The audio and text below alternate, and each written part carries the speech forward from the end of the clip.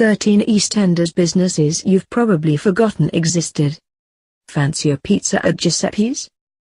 Without familiar EastEnders locations like the Queen Vic, Cathy's Cafe, the Mart and the Arches, Walford wouldn't be, well, Walford. But while there are some local businesses that have stood the test of time over the years, there are others that have come and gone without ever being mentioned again. Whether it's a well-loved character trying their hand at a new money-making venture, or a Walford newcomer trying to give Ian Beale or Phil Mitchell a run for their money, some businesses just weren't meant to be. How many of these do you remember? 1. Basher Jim's.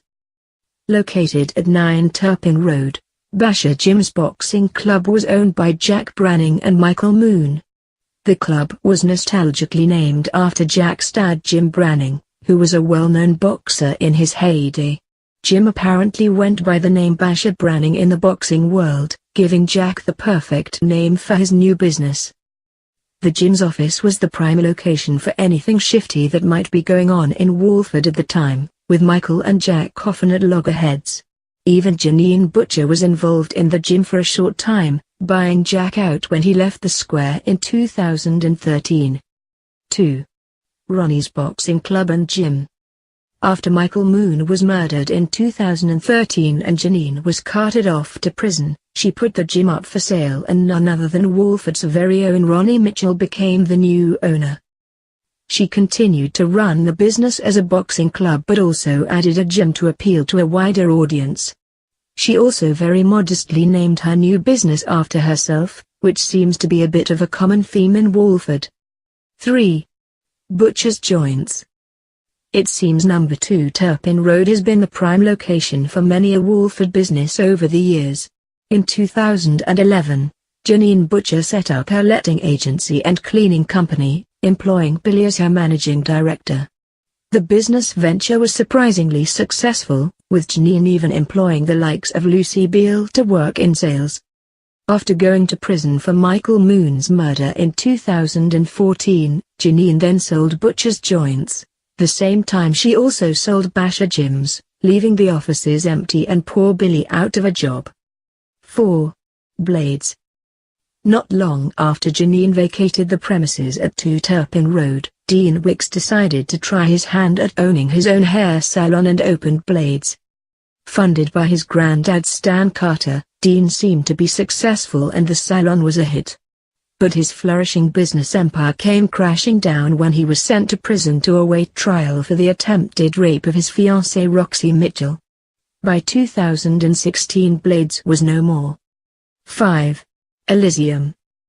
Dean had barely been out of Walford for 5 minutes when Berlinda Peacock arrived and set up her beloved beauty salon in the same location. She also employed cousin Stacey Slater, who had found herself unemployed since the demise of Blades. Unfortunately for Belinda, she soon ran out of cash and was forced to admit defeat after trying to bury her head in the sand and hide her rising debt from Stacey. Eventually she departed the square, leaving her family and Elysium behind. 6. Snooker World. Before number 2 Turpin Road was turned into a hairdresser's or letting agency, it was something entirely different, a snooker hall. Owned by the Mitchells as part of their business empire, the venue gave Phil somewhere to meet his dodgy business associates and discuss all things underhand. Billy Mitchell was the official manager of the snooker hall until it burned down back in 2004, after which Phil lost interest in the business and sold the premises. 7. Moon & Sons Antiques Emporium.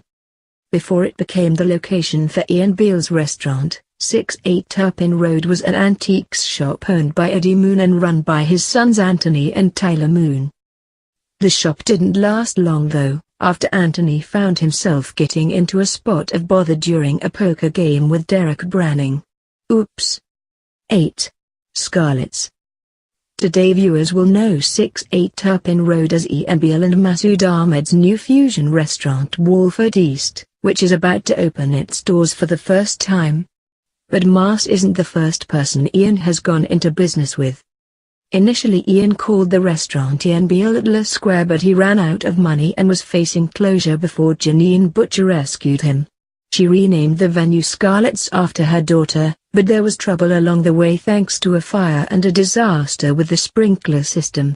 Subsequently the restaurant was called Beale's and owned by Ian and his wife Jane. 9. Giuseppe's.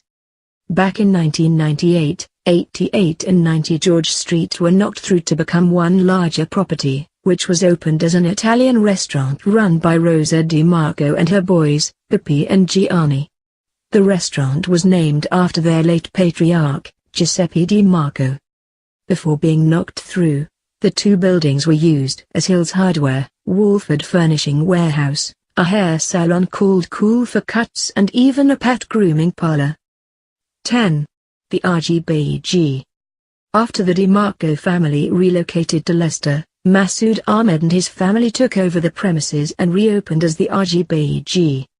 In its time the restaurant was fairly successful, and even the fact the roof collapsed on said Masood only led to a temporary closure.